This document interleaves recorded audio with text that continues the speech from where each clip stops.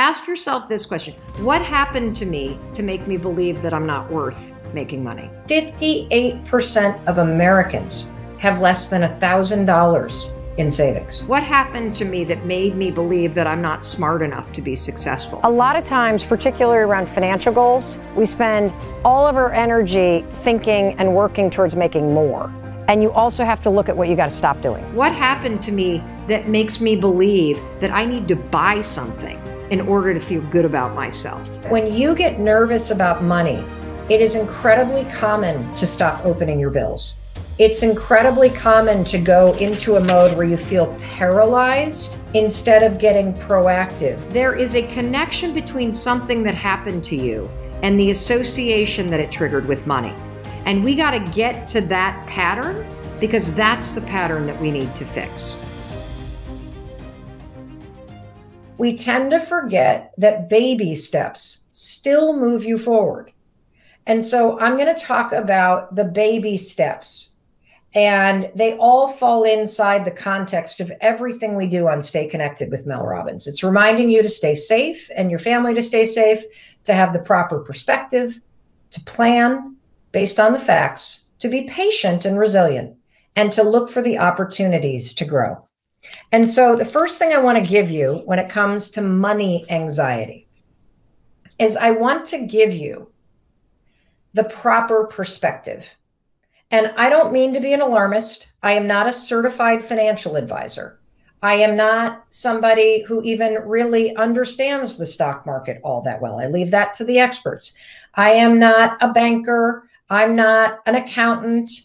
You should talk to people in your life if you have people in your life that either help you with financial advice or that you respect as it relates to financial decisions. But I want to give you a proper perspective, the perspective that I'm using, because I'm hoping that you will realize that this is an important moment for you to face your fears and for you to get very proactive.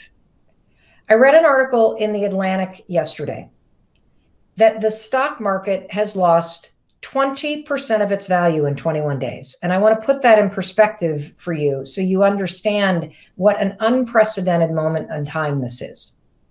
That is more and greater of a loss than we experienced in the Great Depression in 1929. It's greater than what we experienced in the first dot-com crash in 1987, and it is 10 times the loss that was experienced in 2007. This is unprecedented. And it's important for you to realize that, because this is not just a moment where you can kind of ignore what's going on. It's a moment where you have to have the proper perspective that, yes, we're going to get through this. But when we get through this and we come out of self-isolation, it's not going to be just stepping back into the same old world. When you think about the impact of some of the industries that are the backbone of this country, whether you're talking about the airline industry or you're talking about the hotel industry and the devastation to those businesses, it's going to take time for things to get back to normal. It's going to take time for people who've had their life savings blown in the stock market crash to start to feel comfortable spending money again. It's going to take time for businesses who have had to furlough or shut down and who have experienced as major losses in terms of the amount of revenue coming in, that there is kind of a domino effect to all of this, which is why I'm sounding the alarm today, not in a hysterical way, but to say there's an opportunity here for you to lessen your money anxiety by not paying attention to everything going on out there, but by turning inward and paying attention to what you need to do to make sure you are safe and you are in control of your financial life. And look, I need to say something loud and clear. This is a collective issue. And if you're scared right now, if you've lost your job, if you're worried about running out of money, you're not alone. 58% of Americans have less than $1,000 in savings. 58%. So if you're worried about money, if you don't have the savings to see yourself through the end of the summer, you're not alone. You're in the majority, which is why I want to talk about this. In 2007, when we had that huge recession in the United States because the real estate market bottomed out because of all of the, fraudulent loan activities of all the big banks, and we hit that major recession, therapists coined a term that they called money anxiety disorder. They saw people who had very destructive attachment issues and behavior issues related to money during that recession. And there were three things that they saw. And I want you to pause for a minute and ask yourself, are you seeing this in yourself or people that you love? Number one, you start hoarding money, right? You like hold on to it so much and you're terrified to spend it. Number two, you become so frugal with what you're doing. Or number three, and this is kind of as weird as it sounds, I think this one's probably the most common. You're overspending. You're sort of in this denial that there's a big problem coming and you spend in order to distract yourself. I did. See the sweatshirt I bought? I love it. But when we went into self-isolation, the first website I went to, Nordstrom's. And what I found to be really weird, because normally I kind of shop out of boredom and I'm one of those people that put things in a cart, but I don't necessarily buy it. One of the things that I saw on the Nordstrom site as I was purchasing this sweatshirt is there were more people looking at the item at the same time than I had ever seen before in my entire life. Nordstrom has this little thing where if you're looking at an item, it says 73 other people viewing it. I had never in my life seen numbers that high. And overspending is a sign that you are anxious about money. Hoarding money, a sign that you're anxious about money. And here's one of the things that we noticed doing the Mel Robbins show is that when you get nervous about money, it is incredibly common to stop opening your bills. It's incredibly common to go into a mode where you feel paralyzed by it and overwhelmed by it instead of getting proactive, which is what we all need to do. And there's an even deeper psychological reason why money anxiety triggers you so deeply. It's because money is attached to your fundamental needs. Do you remember something called Maslow's hierarchy of needs in high school? It's this concept that you and I, that human beings, we have basically a triangle of needs. And on the bottom, the part here that I have highlighted in orange, these are your fundamental needs. This basically means if you don't have this shit covered, you're dead. And so when this stuff gets threatened, the fundamental needs, I'm going to explain what they are in just a second, you go into panic mode. Up a little higher, once you got your fundamental needs, you need water, you need sleep, you need shelter, you need oxygen, you need food, you need clothing. Once you have those things, you can then go to the needs of the heart, connection, love, community. And then once you got that handled, you can go up here to personal development, to your soul, to your creativity. The reason why money anxiety is at an all-time high is because money is tied to being able to buy food. Money is tied to being able to have shelter. Money is tied to you feeling psychologically safe. And since it's attached to your fundamental needs, it's going to make you feel even more anxious right now. When you walk into Costco and there's no diapers left, or you walk into the grocery store and there's no toilet paper left, or you start to see the bills coming in, which threatens your ability to pay for your shelter or pay your utilities, you're going to feel more anxiety right now. This is acute. And that's why I want to talk about what you need to do right now. Because if you don't start to take control of the money situation, your anxiety that's tied to your basic needs is going to start to go up, up, up, up, up, up, up.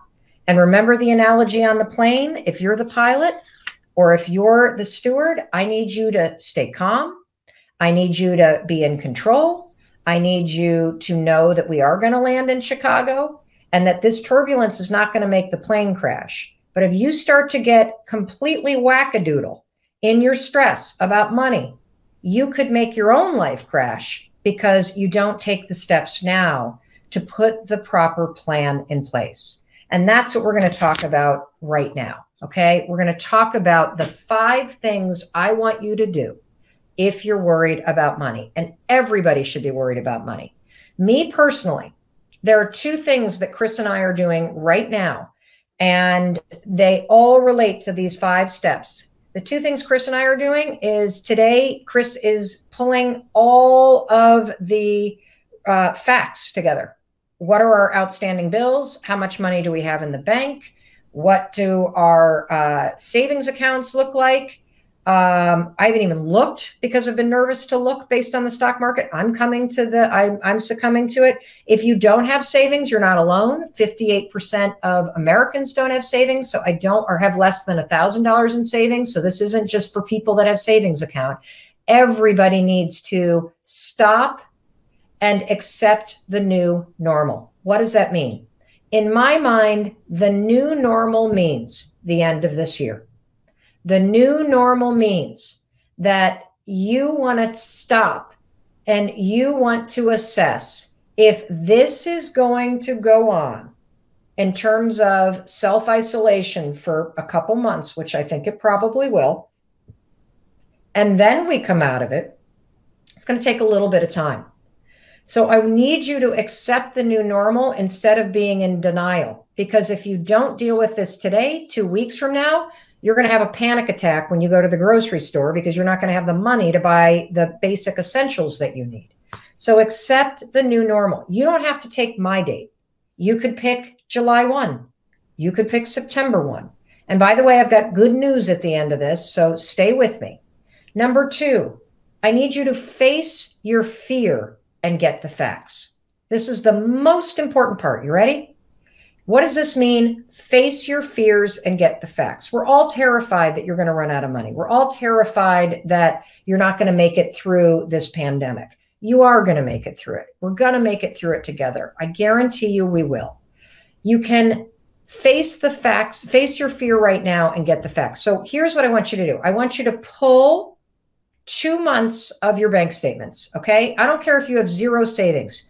I'm sure you have a checking account. I'm sure you have to work with a bank in order to manage your money. Pull 2 months of records from your bank online, print them out, and then go through them. And you're going to need 2 things. Get a highlighter and get a pen. Any single thing that is a negative coming out of your bank statement, highlight it. That's all I want you to do. And then I want you to start to make a list of all of the different places that you pay monthly to every single month.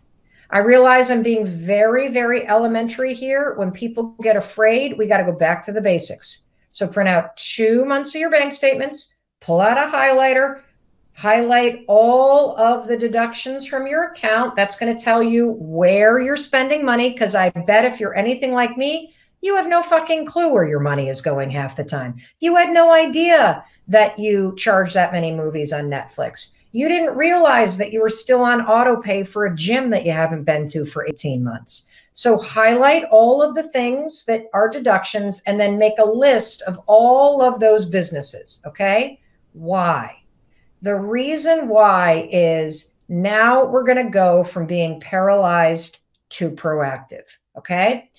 Now that you know what your monthly bills look like and you know how much money you have in the bank or not, now you need to go from being paralyzed to proactive. That's step number 3. This is what I'm going to call the toilet paper moment. Remember 3 weeks ago when people told you to get prepared? Remember that? I remember how many people were like, oh, if I get corona, I get corona. It only hurts young people. They're never going to isolate here. Remember those days? Well, I need you to start to listen to the experts. And the experts say that this is going to last many months. And the experts say that the economic fallout from this is going to last quite a while. And the experts say, I don't give a shit what your uncle says on Facebook. Now is a time to listen to the experts. You got it? Good. So it's also a time to go from being paralyzed to proactive. Now that you've highlighted all the deductions and you have listed all the businesses, now it is time to pick up the phone and get proactive. So here's what I want you to do. Anything you don't need, get rid of. If there is a subscription to something that you don't need, get rid of it. If you don't watch cable anymore, get rid of, this is time to cut the cord. If you don't go to the gym, time to cut the cord. If you've got a office at a WeWork or somewhere, time to end the lease. It is time to face reality, everybody.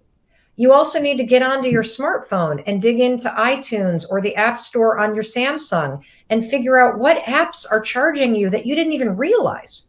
Where do you have in-app purchases that you didn't even realize? Is your kid's Xbox attached to your credit card? Now is the time to take control of this stuff, everybody. If you pay a mortgage, because the federal government has not taken nationwide action, which they freaking need to do, you have to go state by state.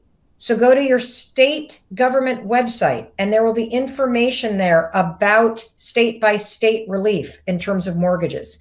If you are renting, call your landlord if you have lost your job or if you are furloughed or if you are worried, and be in communication. Do not go into hiding. If you're hiding, you're paralyzed. If you're in communication, you're being proactive. For local taxes, you got to go local. Local governments are the ones in charge of your taxes. A lot of colleges, if your kids are home, has started to offer refunds on a prorated basis for room and board, which isn't being used right now. You need to pick up the phone. You need to start sending emails, and you need to get in front of this. Why? Well, because we tend to forget. Let's go to the quote. We tend to forget that baby steps still move you forward. And just like a daily routine gives you predictability, being in action, even if your landlord is a dickhead, even if you don't get the result you want, you are taking proactive steps. And that's what I need you to do. How many of you think I'm not good with money? I had that story for a long time. I'm just not good with money.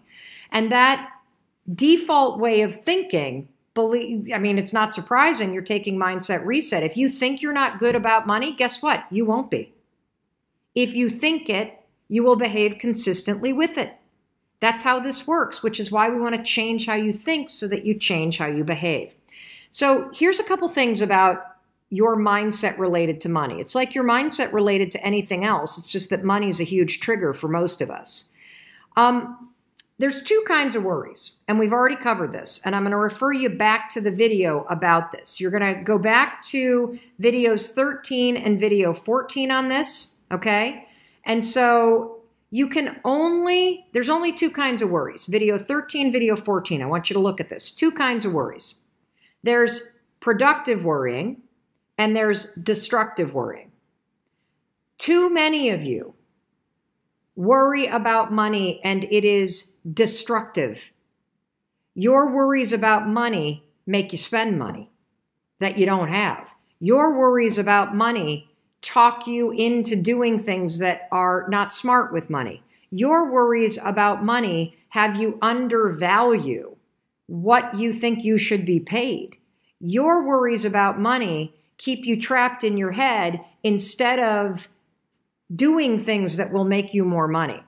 And so we got to change this, because I guarantee you that the reason why you have a destructive habit of worrying about money has something to do with how you were trained to think about money or think about yourself from your past.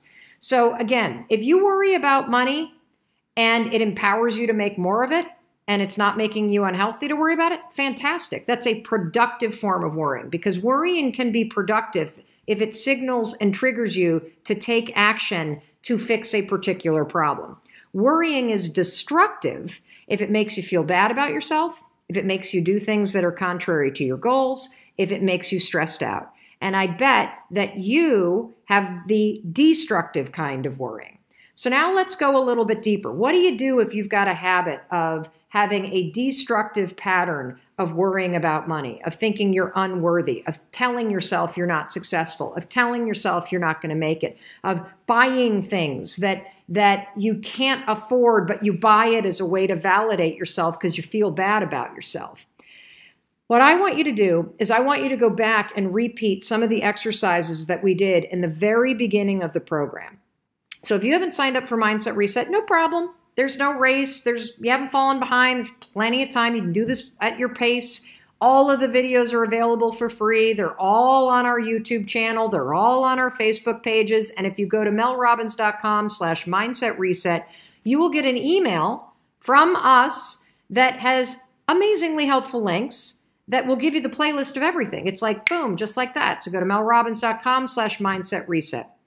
If you go to videos 1 through 8, you will see the foundational training that we did on the science of thinking, on your default mindset, on worrying, on all kinds of really important skills and science for you to understand. And it's super easy. And you really need to go watch this stuff.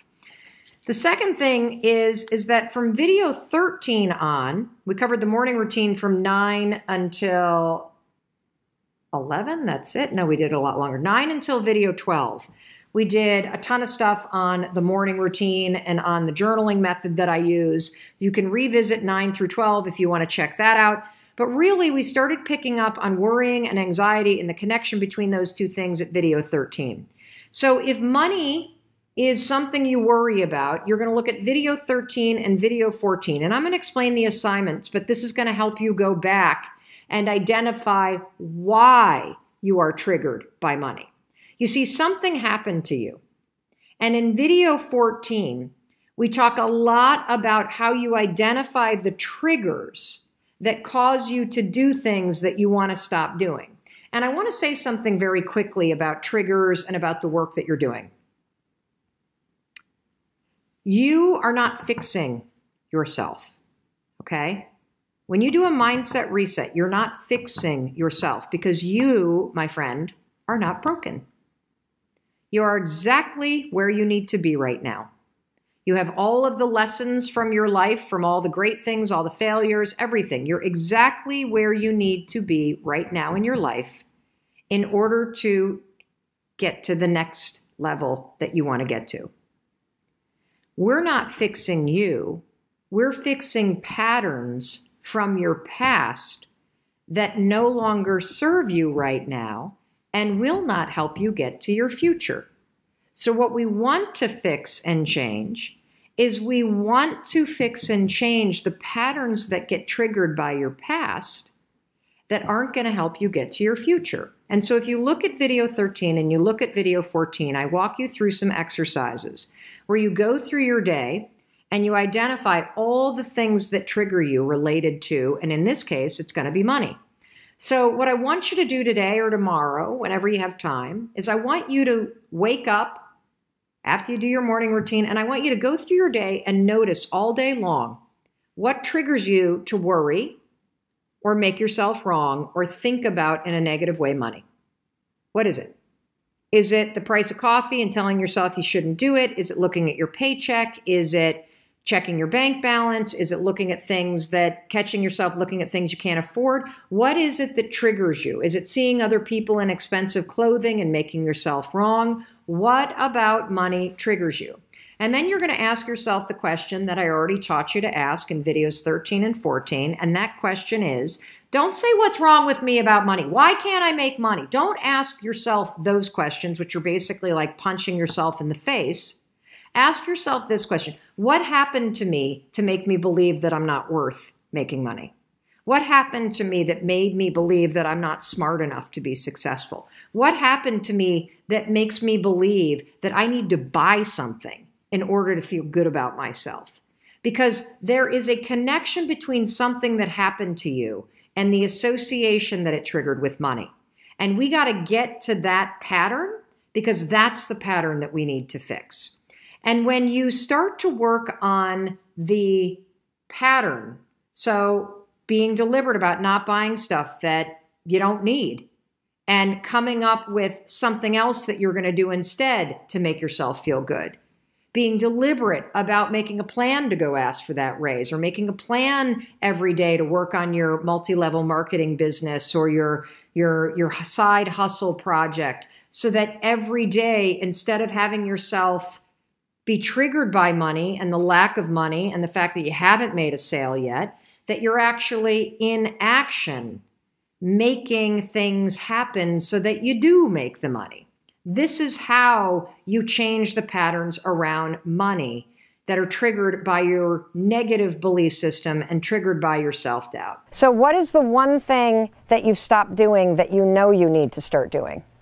Taking steps toward learning a little bit more about my goals and finding a mentor. Okay, and what is the goal that you're working on, or the dream? Financial freedom. Okay. I want to, I'm 50 years old, I have, a mortgage, 4 kids to get through college, Yep. 18 to 23. 10 years from now, I want to be free of that. So I want to make as much as I can in the next 10 years. Right. A lot of times, particularly around financial goals, we spend all of our energy thinking and working towards making more. And you also have to look at what you got to stop doing. So where are you spending money? Where are you being stupid with money? Where are you, I'm speaking to myself specifically, where are you doing things that are not aligned with that goal? So it's both what do I need to start and what do I need to stop? So I'd also look at what you need to stop doing. The other piece of this is that one of the coolest things that you can do if you're trying to just create a little bit of momentum is always go back to your morning routine. I cannot tell you how important, how just of a cornerstone foundational habit this is. If you ever feel like you're losing momentum, if you ever feel like you're off track, if you ever feel lost or overwhelmed, go back to your morning routine. I believe that how you start your day dictates how the day goes. And the morning is the only time of the day, the only time that I can guarantee that you can have a little bit of control. I cannot guarantee that people aren't going to call you or it's not going to break or there isn't an emergency at work or someone's not going to get sick. But I can guarantee you, if you set that alarm early enough and if you wake up when that alarm rings and if you have a morning routine that works for you, that is where you can find 15 minutes a day, because you can bake it into that schedule, to be able to inch forward every day. And look, the email that you're talking about needing to write, you might write that one morning, but not send it. That's okay. The next morning, in those 15 minutes, you might figure out all the people that you're going to send it to. Fine. The next morning, you're going to hit send and then yourself, because you get it. So that is foundationally for me. If I get overwhelmed, if I get out of whack, which I do all the time, I go back to the morning routine, and what I see is that's the piece that dropped out. And, I also cannot emphasize enough how important sleep is. Seriously, you want to make a lot of money? You want to be financially free? You want to be more present? Seriously, look at how much sleep you're getting. The more successful I become, the more boring I am in life, because I prioritize being rested when I wake up, and I prioritize the morning because my days are so chaotic. And when I lose those foundational things, the wheels come off. Is that helpful? Okay, excellent. Hey, it's Mel. Thank you so much for being here. If you enjoyed that video, by God, please subscribe, because I don't want you to miss a thing. Thank you so much for being here. We've got so much amazing stuff coming.